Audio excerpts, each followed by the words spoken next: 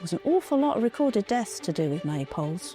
Maypoles falling on people, people fighting over maypoles, one village nicking another village's maypole. They could be quite contentious things.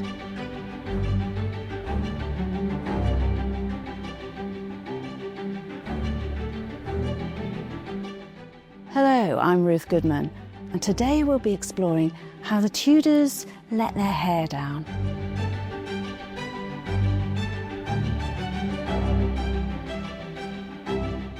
We often think of the 16th century as an era of hard work and strict social rules, but leisure and entertainment played a bigger role in daily life than you might expect.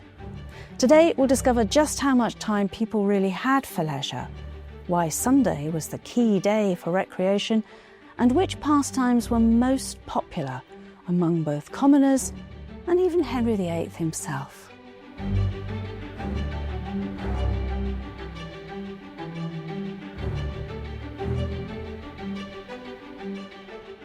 In many ways, the Tudors had fun in very similar ways to ourselves. Sport, for example, was really important to a lot of people. Henry VIII had, well, loads of different sporting outfits.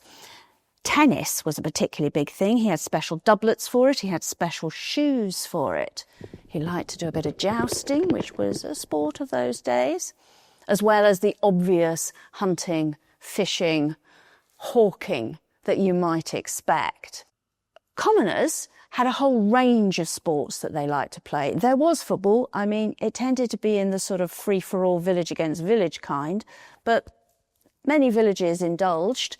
There were lots of people who enjoyed roving on a Sunday afternoon. Now, by law, all men from the age of 6 up to 60 were required to have a bow and arrow and to practice on a Sunday afternoon. There being no standing army, they needed the average population to be able to turn to like that. But how many people interpreted this was a sort of something a bit like, well, a round of golf, frankly. You'd go roving. You and your mates would get together with your bows and arrows and you'd wander off onto the common or wherever was usual, and you'd choose a mark and go, that willow tree over there, the branch on the right. And everybody would stand and they'd all fire. Shoot, really, is the word I should use. Shoot towards. And then everybody would amble up and see who'd got closest. And then you'd pick another target. Hey, that tuft of grass down there. And people would just wander about, picking out targets, having a very pleasant Sunday afternoon. But sport isn't the only way that people have fun. There's also drinking. Let's not underestimate the drinking.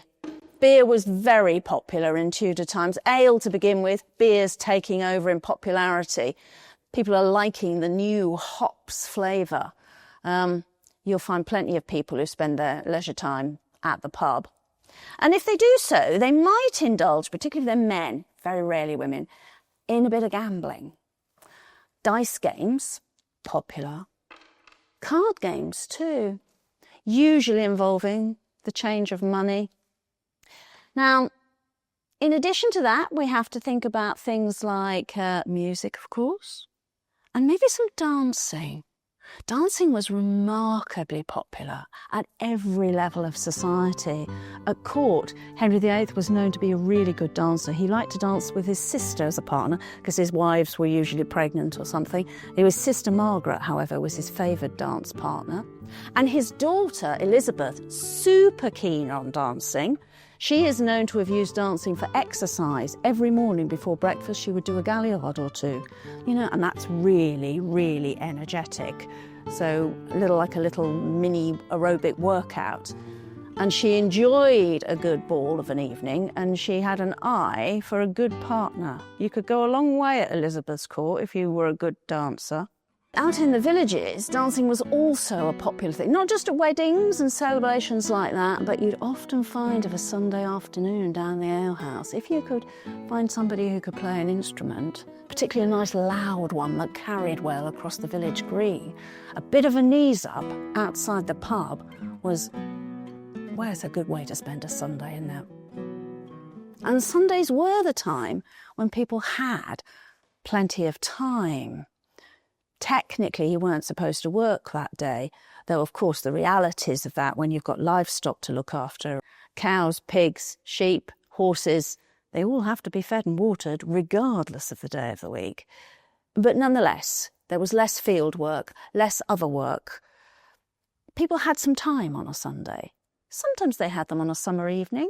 It varied, and there were celebrations punctuated throughout the year in which people were encouraged to do less work and have a bit more time, both for their religious beliefs and also for fun.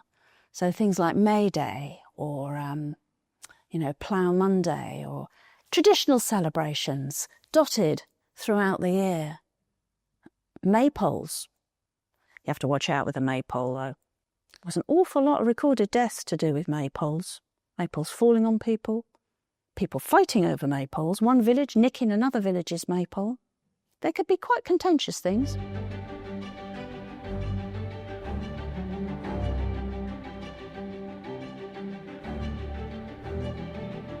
Now, pubs came in a number of different types. Your basic, at the bottom end of the range, is your ale house. Now, that could be really simple. Somebody's front room, or maybe not even indoors. They might just have a bench outside the house. It's the ordinary wife, she brews some beer, then she signals to everyone in the village that she's got beer ready to go by sticking a bush out of the window, which is the earliest form of pub sign. And that meant there's a brew on, and people would come and buy their beer, sit on the bench, chat, whatever, go on with their business, or just buy a junk to take home for their beer for dinner. So that's an ale house, the simplest. If you went to an ordinary, that meant there would be food as well. It might be, again, quite straightforward, a bit of meat with some bread in a bun sort of thing, or stew, whatever was available, really, along with your beer. That's an ordinary, so you could have a meal. Or you could go to an inn. Now, inns were quite a bit posher because not only were they supplying drink and food, they were also supplying overnight accommodation. So they were tended to be located sort of somewhere with main roads where people would be on a journey and would need to stop overnight. And then in cities and larger towns, there was another type of pub called a tavern. They were very posh. They were really wine bars. So instead of getting beer for your drink, you'd go for a tavern. Oh, yes, very, very posh, yes. And they were the sort of places where poets and scholars and theatrical types would gather because there was wine and often food, and they were considered a cut above. So when it comes to time to go down the pub, you sort of wanted to think, what were you after? Were you just after a drink, sitting on a bench with your mates? Were you after a meal? Did you need somewhere to stay? Were you feeling a bit posh? Were you after a glass of Canary, sweetened wine? Or was the beer the thing you were looking for? You may think that all pubs in the Tudor times were aimed at men, and men were the majority of the customers, but not by much. About a third of the customers going to the tavern, the inn, the ordinary, the alehouse were women. Not usually alone. Generally speaking, a woman didn't go on her own to the alehouse. She went with a friend or a brother or a husband or a family group, or even in a group of women. That was fine. Absolutely fine.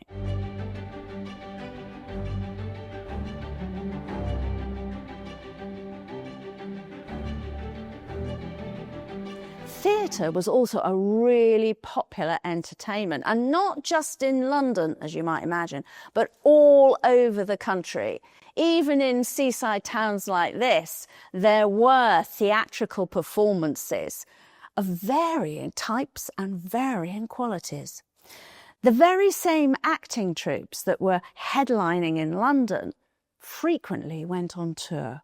So Shakespeare, all his men, and all their colleagues would, at intervals, go on journeys going from town to town to town to town, putting on the same performances that they were doing in central London. And it wasn't just the top flight actors who were busily moving around and providing entertainment. There were lots of other styles of theatre on offer. In some cities, and particularly those a bit more distant from London, the old tradition of mystery plays carried on. Now, these are sort of a dramatisation of the Bible or of stories from the Bible.